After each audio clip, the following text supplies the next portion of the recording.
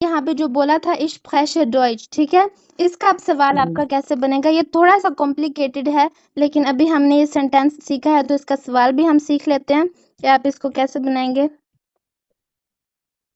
तो ये देखिए, ये था इश फ्रेश डॉइच, इसके अंदर वे फ्रागे होगा, मतलब जो आपका क्वेश्चन वर्ड होगा वो किस पोजीशन पे आएगा।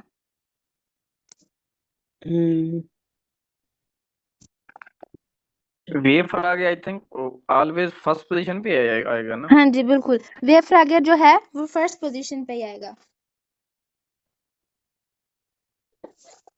तो यहाँ पे अब हम एक नया वे फ्रागे पढ़ेंगे, वो है वेल्शे। अब वेल्शे का मतलब क्या होता है, जैसे इंग्लिश में हम ये बोलते हैं, वे फ्रागी क्या, मुझे नहीं समझ आ रही वे फ्रागी क्या, वे फ्रागी क्या होता है। वे फ्रागे वो होता है जब आप किसी से सवाल पूछते हैं, जैसे आप उर्दू में बोलते हैं ना कि तुम्हारा नाम क्या है, अब जो इस सेंटेंस के अंदर क्या है ये आपका एक वे फ्रागे है, मतलब डब्ल्यू क्वेश्चन है आपका। उर्दू में तो चलें डब्ल्यू से हम शुरू नहीं करते, काफ से शुरू करते हैं, तो आप इस तरह कह सकते हैं जो काफ से शुरू होने वाले लाइक जो वर्ड्स होते हैं, जो आपने किसी को सवाल करना है तो आपने पूछने हैं, उनको वे फ्रागे जर्मन में कहते हैं। जैसे आपने इधर पूछा था कि तुम्हारा नाम क्या है, अब क्या जो था वो क्या था, वे फ्रागे था। फिर उसके बाद आप बोलेंगे कौन सी जुबान, कौन सी जो है ये एक वे फ्रागे है, ठीक है, Welche Sprache du? या वेल्श स्प्राखे। अब इंग्लिश में इसको बोलते हैं विच, लेकिन उर्दू में बोलते हैं कौन सी। फिर आप पूछते हैं कि तुम कहाँ से हो, अब जो कहाँ है ये एक वे फ्रागे है, उर्दू में होता है कहाँ, कौन सी, क्या, उसके अलावा और भी काफी ज्यादा होते हैं।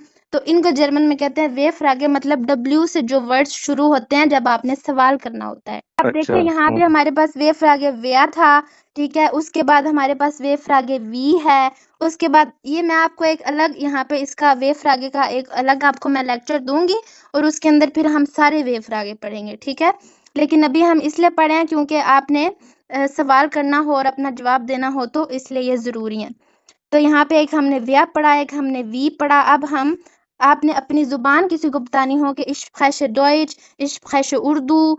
हाँ जी, यहाँ पे मैंने आपको एक और बात बतानी थी, कि जो शप्रेशे है ना, इसके अंदर जो आर है, इसको जर्मन में इसका तलफ़ुज़ गाइन होता है, जो उर्दू में गाइन होता है,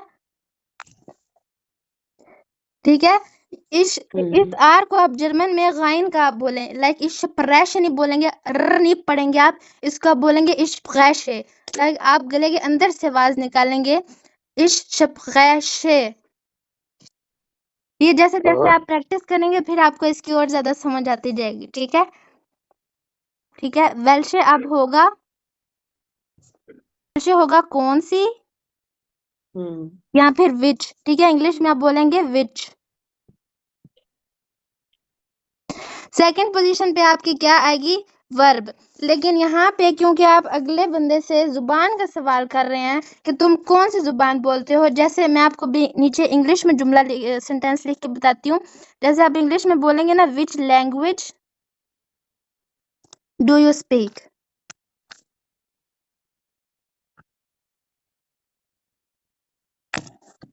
यहाँ पे अब आपके पास यहाँ पे लैंग्वेज भी सेंटेंस में है, ठीक है। तो जैसे आप इंग्लिश में देखते हैं कि आप which language do you speak में आपने लैंग्वेज लगाया है, इसी तरह जर्मन में भी जब आप सेंटेंस बनाएंगे तो वहां पे आप जो लैंग्वेज है इसको जर्मन में बोलते हैं शप्राखे, ठीक है, शप्राखे। यहाँ पे फिर आप बोलेंगे वेल्श शप्राखे। स्पीक्स की जो वर्ब है वो होगी स्प्रिस्ट, वेल्श शप्राखे स्प्रिस्ट, Welche Sprache? स्प्रिस्ट। अब देखिए यहाँ पे फिर आप नोट करेंगे, एक मिनट, यहाँ पे मैं पर्सनल प्रोनाउन लिख देती हूँ, दू, दू का मतलब है अब तुम, ठीक है, तुम या फिर यू। यहाँ पे आप देखें कि आप नोट करेंगे कि दू के साथ आपने एंड पे क्या लगाया है, एस टी, लेकिन जब हमने जुमला इश के साथ बनाया था तो आपने एंड पे लगाया था आपकी वर्ब की जो एंडुंग थी, एंडुंग जर्मन में इंग्लिश में बोलते हैं एंडिंग, और जर्मन में आप इसको बोलेंगे एंडुंग, ठीक है, यू एन जी के साथ आपका वर्ड खत्म होगा। तो यहाँ पे जो आपका इश्क प्रेश है, यहाँ पे इश्क के साथ आपने क्या लगाया था? ई। ठीक, लेकिन अब देखिए जब आपने एक सेंटेंस या एक जो वर्ब है वो डू के साथ लगाई, तो ये वर्ब की जो एंडिंग है वो चेंज होके एसटी में हो गई है। ठीक है सप्रेस्ट जी, इसको आप बोलेंगे शप्रिस्ट।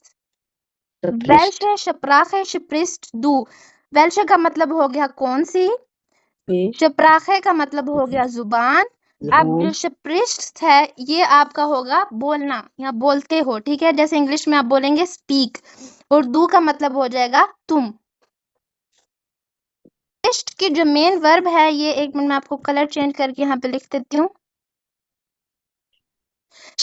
ये अभी हम आगे वर्ब, बहुत ज्यादा वर्ब्स हैं, ये अभी हम सारी पढ़ेंगे, लेकिन जो जैसे आपने पूछा कि शप्रिस्ट की जो मेन वर्ब है वो शप्रेशन होती है। जैसे मैंने आपको ऊपर बताया था ना कि बिन की जो मेन वर्ब वो जाइन है, इसी तरह जो शप्रिस्ट हमने बोला उसकी मेन वर्ब शप्रेशन है। और जो यहाँ पे आपका हमारे पास था हाइस्ट, हाइस्ट की मेन वर्ब क्या है? हाइसन। उनकी जो मेन वर्ब होती है वो उसकी हमेशा एंडिंग जो होती है वो ई एन पे ख़त्म होती है। जैसे हाइसन में इसकी एंडिंग जो थी वो ई एन पे ख़त्म हुई, इसी तरह शप्रेशन में जो एंडिंग थी वो भी ई एन पे ख़त्म हुई, लेकिन जो जाइन है वो थोड़ी सी मुख्तलिफ वर्ब है। ठीक है, और ये मेन वर्ब ये हाइसन और शप्रेशन हो गई, लेकिन जब आप इनको पर्सनल प्रोनाउन पर्सोनल प्रोनोमन के साथ इस्तेमाल करेंगे। अब पर्सोनल प्रोनोमन मुझे कौन बताएगा कि ये कौन से हैं? अभी हमने इनको डिस्कस किया है। जो दो पर्सोनल प्रोनोमन हमने अभी क्लास में पढ़े हैं वो कौन कौन से हैं? दो दो दो हाँ जी, एक दू है और इश हाँ जी इश और दू जो है ये पर्सोनल प्रोनोमन है। तो इनके साथ जब आप लगाएंगे वर्ब लगाएंगे तो वर्ब की एंडिंग जो है वो चेंज हो जाएगी। तो इस सेंटेंस में फिर आप क्या बोलेंगे? वेल्शे शप्राखे शप्रिस्ट दू। ठीक है, समझ आ गया सबको कोई सवाल? जी